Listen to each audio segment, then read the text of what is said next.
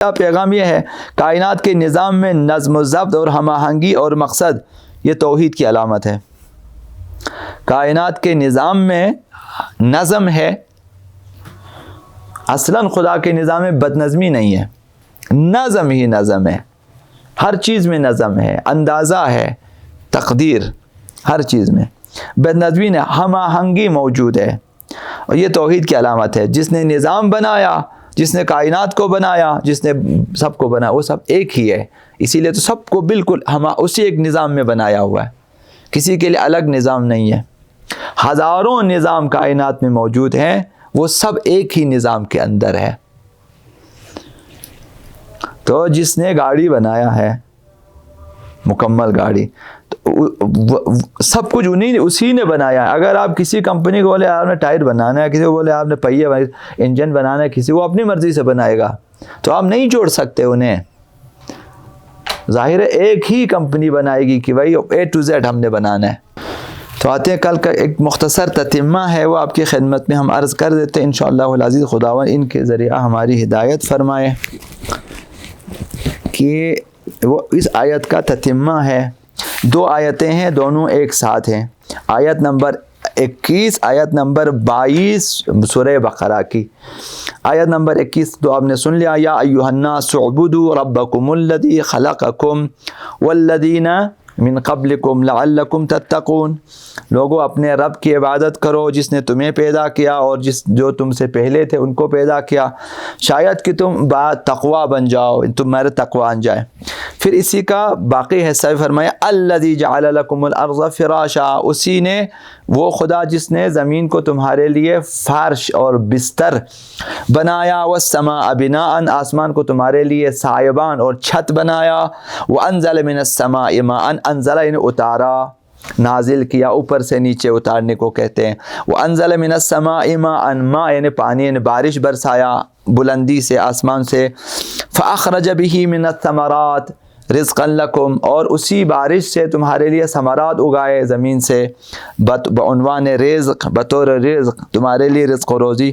پس ایک حکم دیا آخر میں، فلا تجعلوا للہ اندادا وانتم تعلمون، اور تم اس کے لیے کسی کو شریک قرار نہ دو۔ سب کچھ وہی ہے، کیوں اس کو شریک قرار دے دیتے ہو؟ کسی کو خدائی میں شریک قرار نہ دو، وانتم تعلمون، جبکہ تم جانتے ہو، تم جانتے ہو اس کا کوئی شریک نہیں ہے، پھر کسی کو شریک قرار نہ دو۔ اور اس میں چند چیزیں تھی آپ کی خدمت میں عرض کیا کہ خدا میں پیغام یہ ہے کہ خدا کی نعمتوں کو یاد دلاؤ۔ اس آیت میں خدا نے اپنی نعمتیں یاد دلا دی۔ یہ ایک زمینہ فراہم کرتا ہے انسان کے اندر کہ انسان خدا کی عبادت کرے، یا ایھا الناس اعبدوا، عبادت کرو۔ پھر خدا نے اپنی نعمتیں گنوا دی، بڑی بڑی نعمتیں، آسمان، زمین، ثمرات، بارش، انہیں کہا کیے، اور ساتھ ساتھ خدا نے اپنی صفات بھی کہ وہ رب ہے، کہ وہ خالق ہے وغیرہ۔ تو یہ انسان میں زمین، اگر انسان چاہے کہ خدا تعالی سے محبت ہو، خدا کی اطاعت کرے، خدا کی عبادت کرے، تو اس کی بے شمار نعمتوں کو ایک دفعہ انسان مثلا پڑھنا شروع کر دے، کتابوں میں پڑھیں، تفاسیر میں پڑھیں، سائنس میں پڑھیں، ساری نعمتیں جو خداوند متعال بیان کر، خداوند متعال سائنس نے ماشاءاللہ ایک سے ایک لکھا ہوا ہے۔ یہ ایک چیز، اور دوسری بات یہ کہ محسوسات جو آپ کے گرد و پیش میں موجود ہیں، جو نعمتوں کی صورت میں جو آپ کے گرد و پیش میں موجود ہیں، تو یہ سب وجود باری تعالیٰ، قدرت باری تعالیٰ، علم باری تعالیٰ، حکمت باری تعالیٰ کی دلیلیں ہیں۔ جو کل عرض کیا کہ فارسی شعر بھی کل میں نے پڑھا آپ کی خدمت میں کہ برگ درختان سبز در نظر ہوشیار، ہر ورقی دفتری اس معرفت کردگار۔ ایک پتا بھی آپ اٹھا لیں، آپ اس پتے کو غور کریں، شام ہو جائے گی، آپ اس میں غور کرنا ختم نہیں ہوگا، اس میں اس قدر چیزیں موجود ہیں۔ تو اسی کے اندر معرفت کردگار موجود ہے۔ نقشہ دیکھو، اس کی رگیں دیکھو، علم کا پتہ دیتا ہے کس قدر جس نے اس پتے کو بنایا، کس قدر اس کے پاس علم موجود ہے، کس قدر زیبائی موجود ہے، کس قدر خوبصورت پتے بناتے ہیں۔ وہی خدا میں زیبائی موجود ہے، علم موجود ہے، حکمت موجود ہے، پتے کو اس طرح بنایا کہ انسانوں کے لیے قابل استفادہ ہے، جانوروں کے لیے بھی قابل استفادہ ہے۔ تو وہ خدا جس نے پتا بنایا وہ پتا بنا رہا ہے، اس جانوروں کا بھی خیال رکھا ہے کہ یہ پتا کس کس نے کھانا ہے، تو اس کے معدے کے ساتھ نظام انہضام کے ساتھ ہم آہنگ کر کے بنایا. کس قدر علم ہے اس خداوند متعال کے پاس. حتیٰ کہ خزان میں وہ پتے زرد ہو کر گر جاتے ہیں تو سردیوں میں وہی پتے جانوروں کی خوراک بن جاتے. آپ لوگ زمیندار نے آپ کو نہیں معلوم، ہم لوگ تھک جاتے تھے پتے جمع کر کے درختوں کے نیچے خزان کے دوران جمع ہو کے، بڑے بڑے لے کے جاتے تھے پردے، مثلا اس طرح کی چیزیں ہیں اس میں بر کے لے آتے، اور پھر اس طرح کے کمرے بھر دیتے تھے پتوں سے، گھاس وغیرہ سے. سردی کا جو 3-4 مہینے کے ہوتے ہیں موسم بھی، اس میں جانوروں کی خوراک. تو وہ خدا جس نے سب کا خیال ہے، تو علم کا پتہ ہے، حکمت کا پتہ ہے، قدرت کا پتہ ہے، یہ خدا کس قدر قدرت مند ہے. تو ہم تو ایک پتہ بھی نہیں بنا سکتے، ابھی بھی نہیں بنا سکتے. تو ہر ورقی دفتری اس معرفت کردار، یہ بھی میں نے کل عرض کیا ہے. اور تیسرا پیغام اس میں یہ ہے کہ کس قدر ہم آہنگی موجود ہے ان نعمتوں میں. ہوا، زمین، پانی، دریا، مثلا یہ بادلوں کا سمندروں کے کس قدر ہم آہنگی ہے کہ یہی یہاں سے غبار بن کر تو بادل بن جائے، پھر واپس پانی. کیا نظام ہے کہ وہ پانی چونکہ آپ نہروں کے ذریعے نہیں لے جا، خداوند بادلوں کے ذریعے لے جاتا ہے. جہاں جہاں پہاڑوں پہ پانی کی ضرورت ہوتی ہے، اونچائی میں پانی نہیں جا سکتا، خداوند بادلوں کے ذریعے. یہ ہم آہنگی، اور بادلوں کا پانی سے ہم آہنگی، اور اس پانی کا مثلا نیچے زمین سے ہم آہنگی، درختوں سے ہم آہنگی، اور ہمارے لیے. تو یہ تمام ہم آہنگی وجود خدا کی دلیل ہے. علم الہی، قدرت الہی، صفات الہیہ وغیرہ وغیرہ کی دلیل اس میں موجود ہیں. تو اگر دقت کریں گے ہر ورقی دفتری اس معرفت کردگار. چوتھا پیغام یہ ہے کہ ہر ایک مخلوق کا کوئی نہ کوئی مقصد ضرور ہے. اس کو کہتے ہیں دلیل مقصد. یہ بھی بہرحال جو ہے ہماری وہ توفیق نہیں ہوئی، جو اس کتاب کو ابھی بھی ہم اسی کتاب کی تلاش میں، نوانوں کے لیے بہت ہی ضروری تھی اس بات وجود خدا. آیت اللہ حسین نوری اگر مل گیا پھر پڑھیں. اس میں ایک یہ تفصیل سے یہ دلیل مقصد موجود ہے. کائنات میں ہر چیز میں ایک مقصد ہے، وہ آپ چھوٹے بڑے سب سمجھتے ہیں. کوئی بھی چھوٹا سا ہو یا کوئی بڑا، اس میں ایک مقصد موجود ہے. تو خداوند تعالی نے کائنات کو بنایا، رزق و روزی کو بنایا، اور فرمایا کہ رزقا لکم، تمہارے لیے بعنوان رزق. تو یہ سارے ثمرات تمہارے رزق کے عنوان سے بنایا.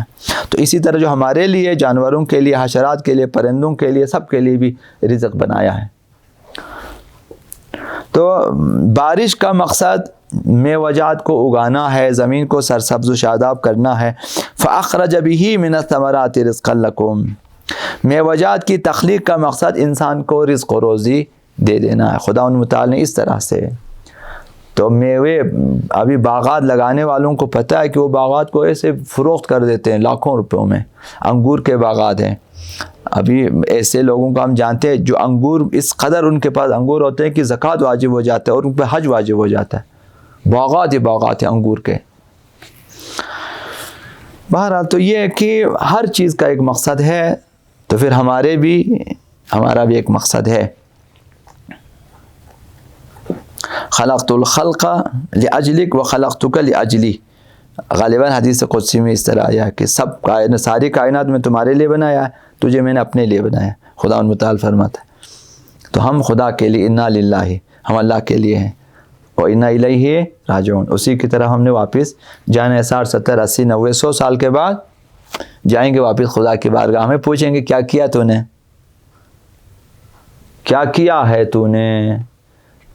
تو اس وقت کارکردگی رپورٹ ہونی چاہیے ہمارے پاس. خدا ہم نے دیکھی یہ کام کیا. تو بہرحال ہمارا مقصد خدا کی طرف جانا ہے.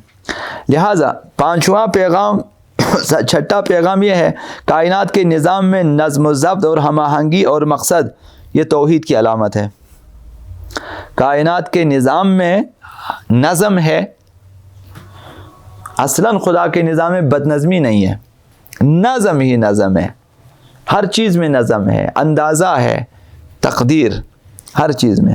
بد نظمی نے ہم آہنگی موجود ہے، اور یہ توحید کی علامت ہے. جس نے نظام بنایا، جس نے کائنات کو بنایا، جس نے سب کو بنایا، وہ سب ایک ہی ہے. اسی لیے تو سب کو بالکل اسی ایک نظام میں بنایا ہوا ہے. کسی کے لیے الگ نظام نہیں ہے. ہزاروں نظام کائنات میں موجود ہیں، وہ سب ایک ہی نظام کے اندر ہے۔